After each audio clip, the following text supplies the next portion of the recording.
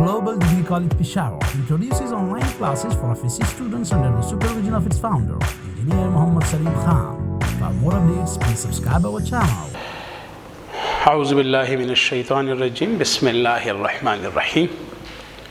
आज मैं बेटा आपके फर्स्ट ईयर फिज़िक्स में नया चैप्टर स्टार्ट करने जा रहा हूँ। चैप्टर नंबर 8 है वेव्स, मौजे। यानी इस चैप्टर में हम मौजे ही मौजे पढ़ेंगे। सबसे पहले जहन में सवाल आता है कि वेव क्या है। बेटा वेव कहते हैं यानी मौज कहते हैं डिस्टर्बेंस। डिस्टर्बेंस मीन खलल। किसी भी मीडियम यानी वास्ते में आप कोई खलल पैदा कर दो। पानी है और पानी के सरफेस पर मैं इस तरह करके पानी में खलल पैदा कर देता हूँ, डिस्टर्बेंस। उसमें पत्थर फेंक देता हूँ या हवा के मॉलिक्यूल्स हैं। हम जब बातें करते हैं बेटा, हमारी बातों से हवा के मॉलिक्यूल डिस्टर्ब हो जाते हैं, तो ये डिस्टर्बेंस है जो हवा में आ गई है, मीडियम में आ गई। इसी डिस्टर्बेंस को वेव कहते हैं, साउंड वेव। और जब ये वेव पैदा हो जाती है डिस्टर्बेंस, तो ये डिस्टर्बेंस रुकती नहीं है, मूव करती है। और ये मूव करती है, अपने साथ एनर्जी लेके जाती है। जब हम बातें करते हैं हवा के मॉलिक्यूल डिस्टर्ब हो जाते हैं। डिस्टर्ब का मतलब उसमें मोशन सी आ जाती है, उसमें एनर्जी आ जाती है, और यही एनर्जी वो आगे मूव करते हैं। यही आवाज़ थोड़ी देर के बाद आपके कानों में इधर उधर चली जाएगी। तो ये डिस्टर्बेंस अपने साथ मूव करती है, अपने साथ ट्रांसपोर्ट करती है, ले जाती है एनर्जी। पानी के मॉलिक्यूलों को मैं यहाँ डिस्टर्ब कर देता हूँ, थोड़ी देर के बाद देखता हूँ वो पानी के मॉलिक्यूल जो किनारे पर हैं वो भी डिस्टर्ब हो जाते हैं। तो ये डिस्टर्बेंस मूव कर रहा है। डिस्टर्बेंस अपने साथ असल में एनर्जी मूव कर रहा है। जब डिस्टर्बेंस मैं करता हूँ तो मॉलिक्यूलों में मोशन डालता हूँ, वही मोशन उधर चल। तो कोई बंदा पूछता है what is wave? It is the disturbance produced in a medium which generally transports energy from one place to another. आप सिर्फ ये भी कह सकते हैं कि the disturbance of any kind in a medium is known as wave. आप ये भी कह सकते हैं, जनरल आप ये भी कह सकते हैं the disturbance of any kind of the disturbance of any kind which is produced in a medium which transports energy. अच्छा, ये जो डिस्टर्बेंस होता है जब आप इसको इस तरह करते हो, ये यहाँ पे नहीं रुकता, मूव करता है। ये डिस्टर्बेंस किस तरह मूव कर रहा है, अपने साथ एनर्जी किस तरह ले जा रहा है। जब ये मूव करता है तो इस मूव को फिर हम बोलते हैं वेव मोशन। वेव मोशन असल में वो मैकेनिज्म है, वो तरीक़ेकार है जिस तरीक़ेकार से ये डिस्टर्बेंस या एनर्जी मूव करती है एक जगह से। बजाते खुद डिस्टर्बेंस को हम बोलते हैं वेव, और ये जिस तरीक़ेकार जिस टेक्निक से जाता है उस टेक्निक को बोलते हैं वेव मोशन। इस टेक्निक में बेटा जो पार्टिकल्स ऑफ द मीडियम होते हैं वो बहुत अहम रोल अदा करते हैं। मिसाल के तौर पर मैं पानी ले लेता हूँ और पानी की सरफेस के ऊपर मैं छोटे छोटे कार्क के टुकड़े रख देता हूँ। कार्क वो जो बोतल के सिरे पे हम लगाते हैं अक्सर, या कागज़ के टुकड़े रखते, और मैं उसमें थोड़ा सा डिस्टर्बेंस कर देता हूँ। थोड़ी देर के बाद देखता हूँ वो डिस्टर्बेंस वहाँ तक किनारे तक चला जाता है। डिस्टर्बेंस मूव कर रहा है, लेकिन अगर आप कार्क के टुकड़ों को देखें बेटा, कार्क के टुकड़े अपनी जगह पर ऊपर नीचे होंगे। मेरा कहने का मकसद है कि कार के टुकड़े अपनी जगह छोड़कर नहीं जाते, सिर्फ डिस्टर्बेंस जाता है। अब कार के टुकड़े ऊपर नीचे होने का मतलब क्या है? इसका मतलब यह है कि इसके नीचे पानी के जो मॉलिक्यूल हैं वो ऊपर नीचे नहीं जाते। अगर कोई बंदा है उसके सर के ऊपर मैं टोपी रख दूं और वो टोपी इस तरह हो रही है, तो इसका मतलब ये हुआ कि वो बंदा जो है वो बंदा ऊपर नीचे हो रहा है। अगर टोपी एक जगह से दूसरी जगह जाएगी तो इसका मतलब वो बंदा भी जा रहा है। बिल्कुल इसी तरीके से कार के टुकड़े या कागज के टुकड़े चूंकि पानी की सरफेस पर ऊपर नीचे वाइब्रेशन करेंगे तो अपनी जगह छोड़कर नहीं जाएंगे। तो इसका मतलब है कि मीडियम के पार्टिकल्स भी अपनी जगह छोड़कर मूव नहीं करते, सिर्फ ये मोशन के दौरान डिस्टर्बेंस को करते हैं। मैं पार्टिकल को डिस्टर्ब कर देता हूँ। मिसाल के तौर पर मैं इस तरीके से करता हूँ कि सपोज ये मेरे पास मुख्तलिफ पार्टिकल हैं, एक पार्टिकल ऊपर आ जाता है तो ये अपने साथ दूसरे पार्टिकल को ऊपर लेकर डिस्टर्ब कर देता है। जब ये ऊपर मूव करता है तो ये अपने साथ तीसरे पार्टिकल को ऊपर मूव कर देता है। इसका मतलब है पहले ये पार्टिकल डिस्टर्ब था, फिर ये हुआ, फिर ये हुआ, फिर ये हुआ। तो डिस्टर्बेंस इस तरीके से जा रहा है, लेकिन पार्टिकल सिर्फ ऊपर नीचे हरकत करते जाएंगे। So it is only the disturbance which is transferred. The particles of the medium, they do not leave their places. They only vibrate about their mean position. They only transfer the disturbance from one particle to another particle, but they don't leave their places permanently. दूसरा अगर आप देखें, ये एक particle ऊपर है तो ये अपने साथ ऊपर खींच रहा है। जब ये ऊपर आएगा तो ये फिर नीचे आएगा। मेरा कहने का मकसद है कि सारे के सारे पार्टिकल्स वाइब्रेशन के दौरान इस तरह नहीं करते कि इकट्ठे हरकत करते हैं। आप पानी में डिस्टर्बेंस करते तो इस तरह नहीं होता कि सारे का सारे पानी ऊपर आ जाता है श्रप, फिर नीचे चला जाता है श्रुप, नहीं, इस तरह नहीं होता। कुछ पार्टिकल्स ऊपर होते हैं, कुछ नीचे, नीचे वाले ऊपर तो ऊपर वाले नीचे। दे मूव इन सक्सेशन, बारी बारी हरकत करते हैं। They don't move all together, इकट्ठे हरकत नहीं करते। बेटा ये जो वेव हरकत करती है, मैं अक्सर स्टूडेंट्स को ये कहता हूँ कि जिस तरीके से हमारे ज़्यादातर गाँव वगैरह में जो शादी ब्याह की रसूमात होती है, बिल्कुल उसी तरीके से ये वेव भी हरकत करती है। उन शादी ब्याह की रसूमात में क्या होता है, चावल एक जगह से दूसरी जगह जाते हैं, और चावलों को ले जाने के लिए क्या होता है, हम क्या होते हैं, जो खिदमत गुजार होते हैं वो सारे के सारे लाइन में खड़े हो जाते हैं, कतार में खड़े हो जाते हैं। कतार में खड़े होकर हम क्या करते हैं, एक बंदा चावल की गोरी लेकर दूसरे को दे देता है, दूसरा तीसरे को दे देता है। तो हम क्या कर लेते हैं, हम अपनी जगह पर सिर्फ इस तरह वाइब्रेट कर रहे हैं। बिल्कुल इसी तरह पानी के पार्टिकल भी वाइब्रेट। इस वाइब्रेशन के दौरान चावल यहां से लेकर इधर, चावल जा रहे हैं। डिस्टर्ब, चावल क्या है, डिस्टर्बेंस है, लोग लड़ते हैं इस पर। चावल क्या है, इसको खाने से एनर्जी मिलती है, एनर्जी है, एनर्जी मूव कर रही है, डिस्टर्बेंस मूव कर रहा है। लेकिन जो पार्टिकल्स हैं वो मूव नहीं कर रहे, वो जस्ट अपनी जगह पर इस तरह कर रहे हैं। अच्छा, ये पार्टिकल, ये बंदे जो हैं ये भी हरकत कर रहे हैं, तो ये ऑल टुगेदर मूव नहीं कर रहे, सक्सेशन में हरकत कर रहे हैं। अगर मैं मिसाल के तौर पर बाएं देखूंगा तो वो बंदा दाएं देखेगा। ये नहीं होता कि सारे के सारे खड़े होकर सारे दाएं देखें फिर बाएं, नहीं। सो मेरा कहने का मकसद ये है कि एक दाएं देखेगा, दूसरा बाएं देखेगा, ये वाला बाएं देखेगा, वो वाला दाएं देखेगा। They move in succession. The same situation is in case of wave motion. Remember, in case of wave motion, the particles of the medium, they play very important role. They transfer the disturbance, the energy from one particle to another particle. They vibrate about the mean position. They don't leave their places permanently. They don't move all together. They move in succession. तो जनाब, इस mechanism को, जिस तरीके से ये wave जा रही है, इस तरीके को हम बोलते हैं wave motion. The disturbance is called wave. जिस तरीके से वो जा रही है उसको वेव मोशन कहते हैं। अब अगर एक वेव जा रही है और वो हमेशा एक सेम डायरेक्शन में जा रही है, एक ही डायरेक्शन में, जिस तरीके से मिसाल के तौर पर मैं कोई रस्सी ले लेता हूं और रस्सी के सिरे को मैं ऊपर नीचे करता हूं, तो रस्सी इस तरह होकर मैंने रस्सी के इस सिरे को डिस्टर्ब किया, थोड़ी देर के बाद रस्सी का ये वाला सिरा ये भी डिस्टर्ब हो रहा है, यहाँ पे ये सिरा भी डिस्टर्बेंस इस तरह जा रही है। हर जगह पर एम्पलीट्यूड सेम, एम्पलीट्यूड आगे जाकर बताऊंगा। So the wave which always move in the same direction with the same amplitude, that is called travelling wave, या इसको हम बोलते हैं प्रोग्रेसिव वेव। तो प्रोग्रेसिव मीन सिंपल का, प्रोग्रेसिव का मतलब है the wave in progression. Progression mean motion. जब मूव करता है, ज़ाहिर है वेव तो रेस्ट में होता ही नहीं है, तो जितनी भी वेव्स मूव करती हैं वो प्रोग्रेसिव हैं। लेकिन अगर उनका एम्पलीट्यूड सेम होगा, एम्पलीट्यूड पे इंशाअल्लाह ताला मैं थोड़ी देर के बाद डिस्कस करूंगा, अभी इसी लेक्चर में। लेकिन फिलहाल जनाब मेरे पास वेव था और वेव के बाद वेव मोशन था। अब मैं आपको टाइप्स ऑफ वेव्स बताऊंगा कि टाइप्स ऑफ वेव्स क्या होती हैं। तो जनाब, टाइप्स ऑफ वेव्स जो होती हैं वो मुख्तलिफ किस्म की वेव्स होती हैं। जनाब, 3 किस्म की वेव्स होती हैं। एक को हम बोलते हैं मैकेनिकल वेव्स, मेकानी मौजे।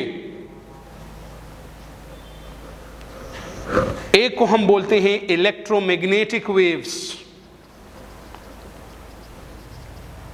बरकनातीसी मौजे। और एक को हम बोलते हैं पार्टिकल वेव्स, या इसको हम बोलते हैं मैटर वेव्स। पार्टिकल यानी ज़र्राती मौजे, मैटर यानी मादी मौजे। जनाब, डिस्कशन करते हैं कि क्या है मैकेनिकल वेव्स। यानी मेकानी मौजे वो हैं जो कि can not propagate. Propagate mean इशाअत करना, मूव करना, जो मूव नहीं कर सकती मीडियम के बगैर। इलेक्ट्रोमैग्नेटिक वेव्स प्रोपेगेट कर सकती हैं मीडियम के बगैर। मिसाल के तौर पर ये जो वाटर वेव्स हो गई, इसी तरीके से साउंड वेव हो गई, इसी तरीके से अभी जो मैंने रस्सी में बनाई स्ट्रिंग वेव, ये सारी वेव्स मैकेनिकल वेव्स हैं। अगर पानी नहीं होगा और मैं इस तरह करूंगा तो ये वेव मूव नहीं कर सकती। अगर रस्सी नहीं होगी और मैं हाथ इस तरह करूंगा, वो मूव नहीं कर सकती। अगर हवा नहीं होगी तो ये साउंड यहाँ से आपके कानों तक नहीं आ सकती। इसका मतलब है कि ये जितनी भी वेव्स हैं ये मीडियम के बगैर बिल्कुल हरकत नहीं कर सकती। इनको मैकेनिकल वेव्स कहते हैं। लेकिन सूरज से हम तक लाइट आ रही है, सूरज से हम तक हीट आ रही है, इसी तरीके से रेडियो वेव्स हम आगे जाकर पढ़ेंगे वगैरह, इसी तरीके से एक्सरेज वगैरह जो हो गए, ये सारी ऐसी वेव्स हैं जो मीडियम के बगैर हरकत कर रही हैं। सूरज से कोई भी चीज़, लाइट वगैरह हम तक आती है, ऊपर कोई भी मीडियम नहीं है। इन वेव्स को बोलते हैं इलेक्ट्रोमैग्नेटिक वेव्स। ये असल में इलेक्ट्रिक और मैग्नेटिक फील्ड से बने होते हैं। सेकेंड ईयर में पढ़ेंगे इंशाअल्लाह ताला कि इलेक्ट्रिक और मैग्नेटिक फील्ड्स क्या होती हैं। So the waves which cannot propagate without the help of medium are known as mechanical waves. The waves which can propagate without the help of medium, those waves are known as electromagnetic waves. Matter waves, particle waves, ये वो wave होती है जब एक particle हरकत करता है लेकिन सीधा नहीं, वेव की शक्ल में हरकत करता है। बेटा शायद आप लोगों ने पढ़ा भी होगा केमिस्ट्री में, इलेक्ट्रॉन न्यूक्लियस के इर्द इस तरह हरकत नहीं करता बेटा, वो वेव बनाकर हरकत करता है। और ये डी ब्रॉगले एक साइंसदान था, उसने कहा था तो जब कोई भी पार्टिकल हरकत करता है और वो हरकत वेव की शक्ल में होती है, उस मोशन को हम बोलते हैं, उस वेव को हम बोलते हैं पार्टिकल वेव और मैटर वेव। और सेकेंड ईयर फिजिक्स में आपको पता चल जाएगा कि जितनी भी मोशंस होती हैं ये पार्टिकल असल में मोशन के दौरान वेव बनाते हैं, लेकिन इस पर डिस्कशन बाद में होगी, आपके कोर्स में भी नहीं है, सिर्फ आपका माइंड क्लियर करने के लिए मैं ये बातें कर रहा हूँ।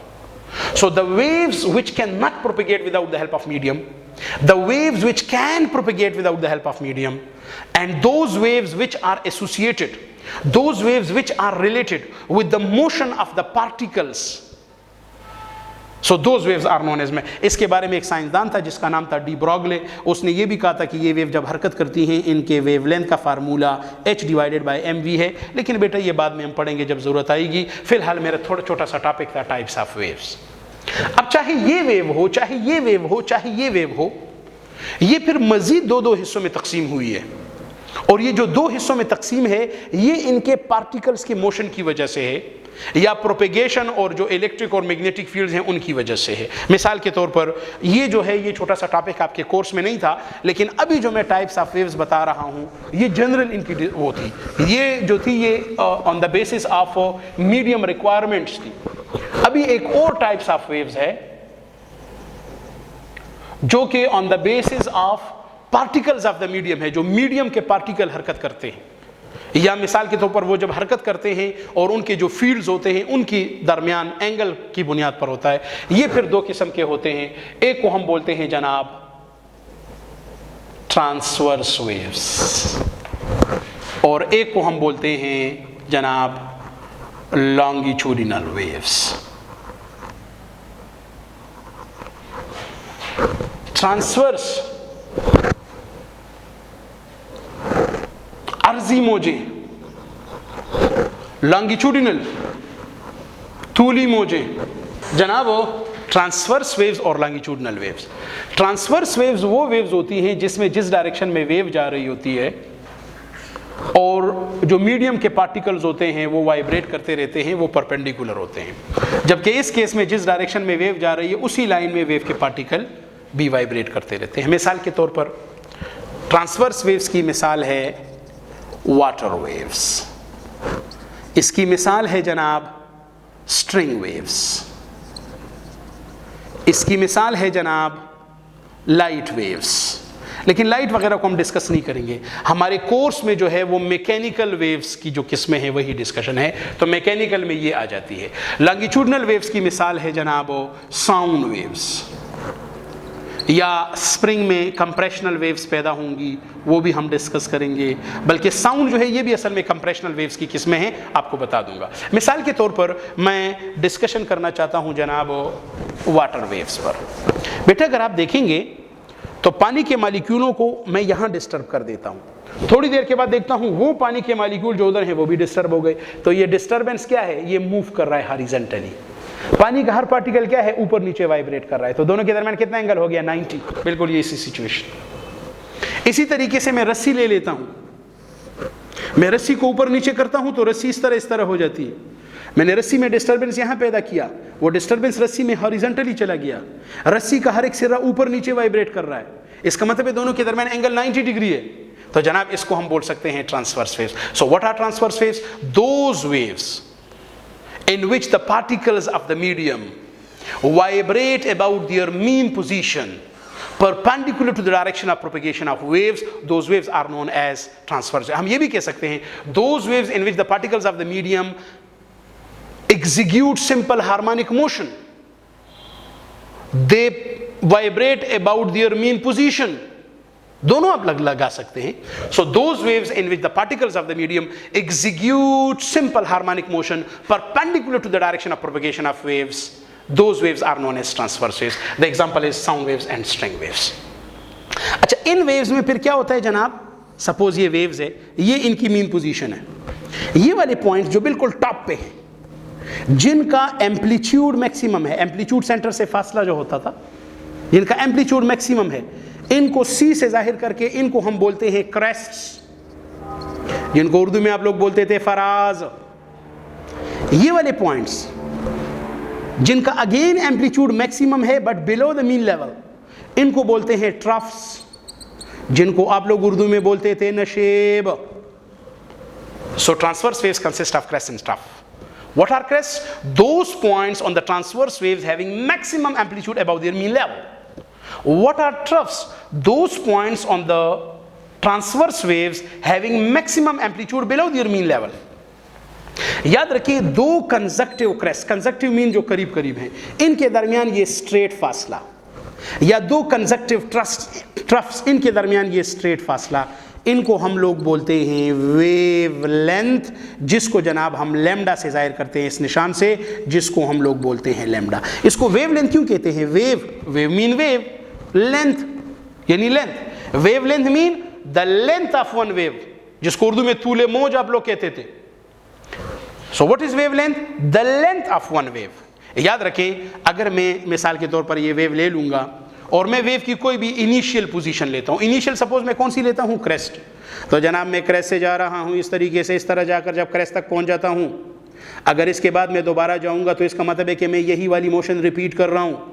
रिपीट का मतलब यह है कि अगेन मेरी सिचुएशन दोहराई जा रही है। दोहराने का मतलब है यहां से दूसरी वेव स्टार्ट हो गई है, इसका मतलब है यहां से लेकर यहां तक एक वेव होगी। तो इस एक वेव वाले फासले को the length of one wave कहेंगे, यानी वेव लेंथ कहेंगे। अगर मैं इनिशियल पोजीशन ट्रफ ले रहा हूं तो जनाब ट्रफ से लेकर मैं इस तरह जाकर जब ट्रफ तक चला जाता हूं और उसके बाद में जा रहा हूं तो मैं अपनी मोशन को रिपीट कर रहा हूं। रिपीट का मतलब है दूसरी वेव स्टार्ट हो रही है।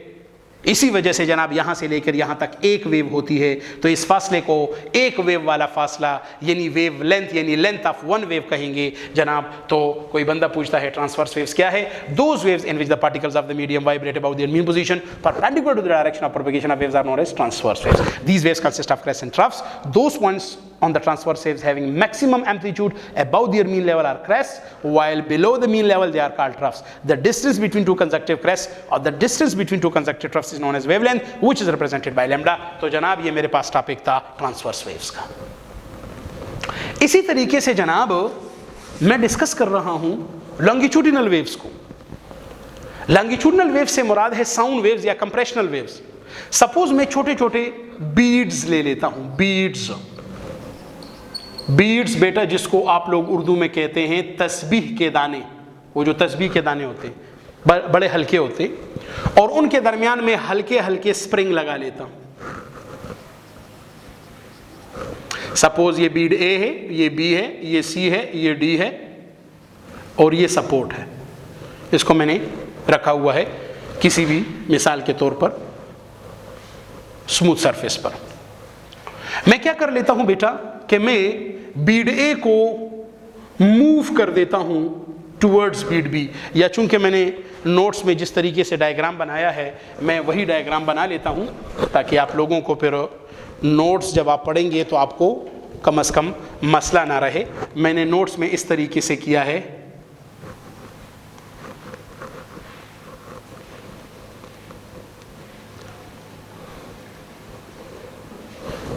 Suppose I move bead A towards bead B.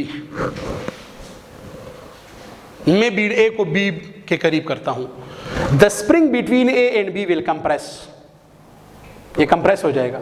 इस कंप्रेशन की वजह से B will move towards C, जिसकी वजह से B और C के दरमियान स्प्रिंग कंप्रेस हो जाएगा। इस कंप्रेशन की वजह से C will move towards D और ये स्प्रिंग कंप्रेस हो जाएगा।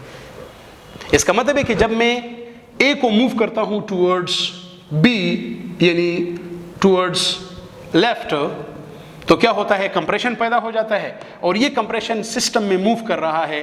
The compression is moving in the system from right to left. Now what is this compression? Compression is basically the disturbance. Disturbance mean it is basically the wave. तो हम ये कह सकते हैं जनाब कि वेव मूव कर रहा है इस सिस्टम में फ्रॉम राइट टू लेफ्ट। अब मैं क्या कर रहा हूं जनाब, मैं बीड ए को मूव कर देता हूं towards right away from B. अब क्या होगा, अब ए और बी के दरमियान स्प्रिंग एलांगेट हो जाएगा। इस एलांगेशन की वजह से बी उधर मूव करेगा और बी और सी के दरमियान स्प्रिंग एलांगेट हो जाएगा।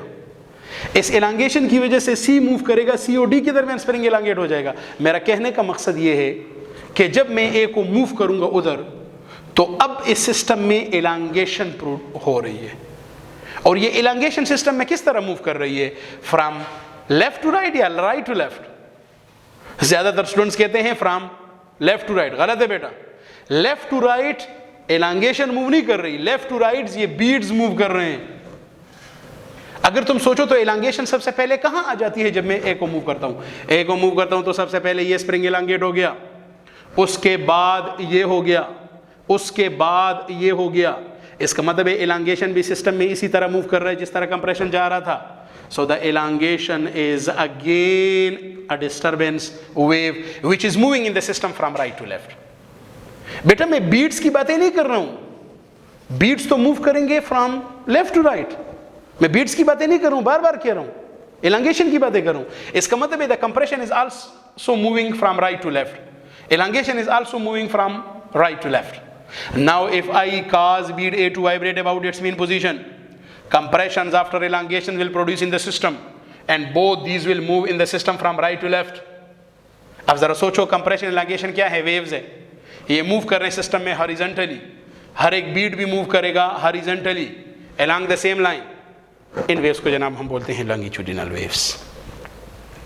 So what are longitudinal waves? Those waves in which the particles of the medium vibrate about their mean position along the same line of propagation of waves. Those waves in which the particles of the medium execute simple harmonic motion along the same line in which the wave is propagating. बेटे यही मिसाल sound की भी है। याद रखिए जब मैं बातें करता हूं ना, तो मेरी बातों से मेरी मुंह से कुछ प्रेशर निकलता है और हवा के मॉलिक्यूल, ये हवा के मॉलिक्यूल्स हैं, हवा के मॉलिक्यूलों पे प्रेशर पड़ता है, हवा के मॉलिक्यूलों पे प्रेशर पड़कर इस तरह जाता है। आप बातें करें और बातों के दौरान ये हथेली मुंह के करीब रखें, आपको पता चल जाएगा कि हमारे मुंह से प्रेशर निकल रहा है। तो बेटा ये प्रेशर की वजह से एक मॉलिक्यूल दूसरे के करीब चला जाता है, कंप्रेशन। ये इसके साथ आकर इसके साथ टकरा कर इसको आगे लेके चला जाता है, ये वापस आ जाता है। यहाँ एलांगेशन, वो कंप्रेशन उधर चला गया, ये दूसरे मॉलिक्यूल के साथ टकरा कर उसको आगे कर देता है। इसका मतलब है मेरे मुंह से असल में कंप्रेशन निकलता है, कंप्रेशन आकर इसके साथ टकरा कर वो कंप्रेशन उधर इधर चला जाता है, ये दूसरे मॉलिक्यूल के साथ टकरा कर कंप्रेशन उधर, कंप्रेशन मूव कर रहा है। अच्छा, ये पार्टिकल इसके साथ टकरा कर वापस आता है, मेरे मुंह से कंटिन्यूस आवाज निकल रही है, मेरी आवाज की वजह से मॉलिक्यूल फिर टकरा कर उधर। इसका मतलब है मॉलिक्यूल इस तरह हो रहे हैं, आवाज भी इस तरह जा रही है along the same line। इसका मतलब है जब मैं बातें कर रहा हूं आवाज उधर जा रही है, मॉलिक्यूल इस तरह, आवाज इधर जा रही है इस तरह, आवाज इधर जा रही है इस तरह, आवाज इधर जा रही है इस तरह, along the same line। So in waves को हम बोलते हैं लॉन्गिट्यूडिनल वेव्स। अब इस केस में क्या होता है, इस केस में होता है कि बाज़ औक़ात मॉलिक्यूल करीब करीब, बाज़ औक़ात दूर दूर, करीब करीब दूर दूर, करीब करीब दूर दूर। इसका मतलब है longitudinal waves consist of compression and elongation.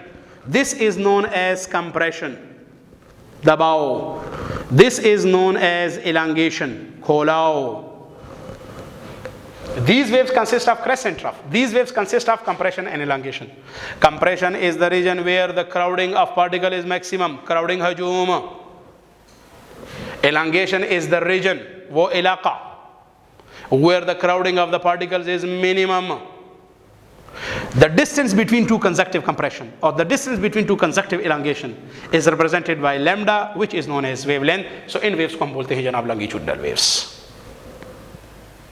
तो टाइप्स ऑफ वेव्स हमारी कोर्स में जो मैकेनिकल वेव्स है वो हैं इस चैप्टर में, और वो दो किस्म की है, ट्रांसवर्स और लॉन्गिट्यूडिनल, जनाब वो मैंने डिस्कस कर दी है।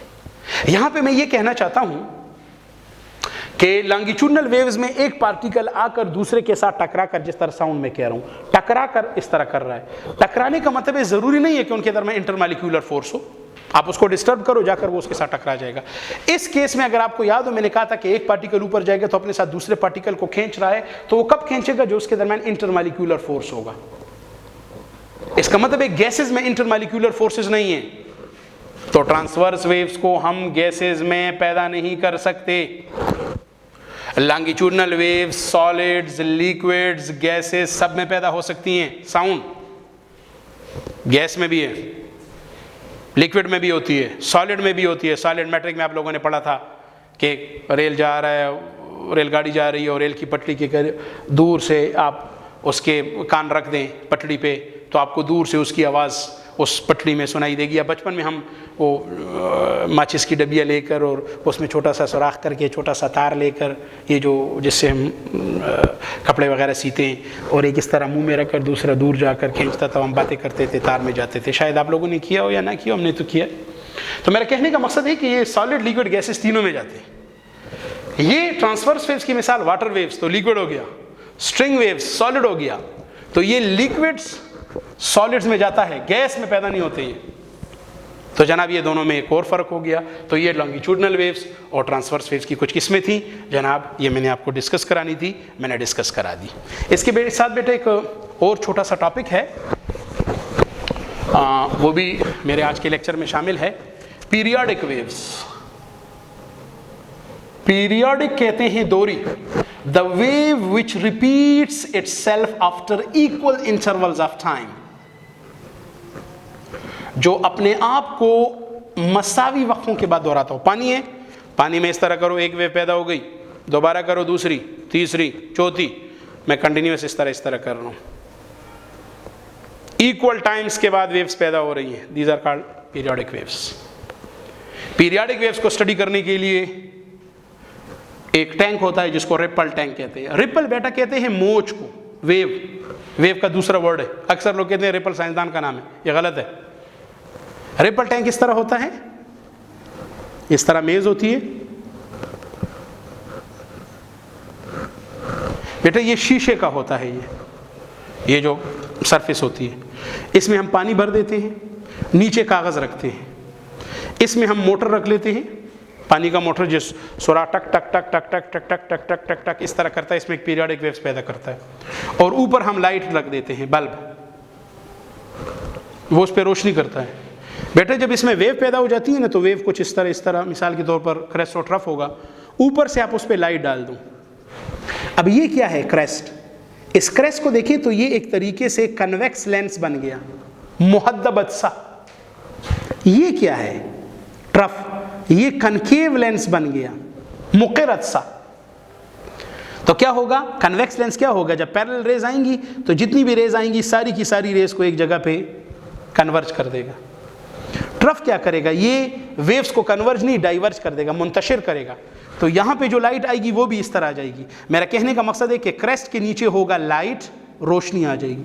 ट्रफ के नीचे होगा डार्क, यानी अंधेरा होगा।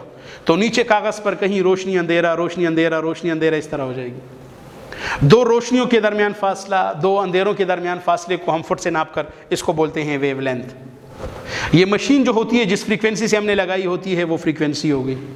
और अभी हम फार्मूला पढ़ेंगे v = f लैम्डा, इसमें पुट करके हम स्पीड वगैरह मालूम कर लेते हैं। मेरा कहने का मकसद है कि रिपल टैंक की मदद से हम वेव्स की असल में प्रॉपर्टी स्टडी करते हैं। So what is periodic waves? What are periodic waves? Those waves which repeat itself after equal interval of time.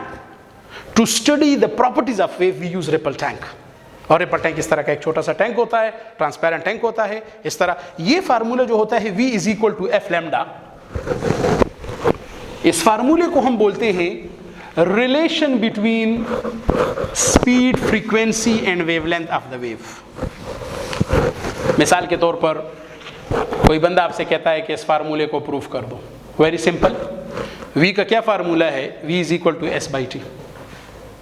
हमने जनरल पढ़ा है।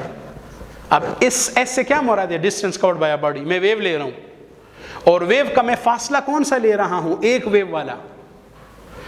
ये मैं वो फासला ले रहा हूं जो वेव पूरा करता है एक मतलब वो फासला जो ये तय करता है एक वेव में।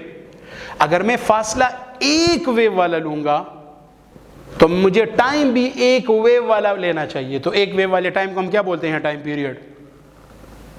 तो जनाब मेरे पास v is equal to 1/t lambda, 1/t is known as what? Frequency.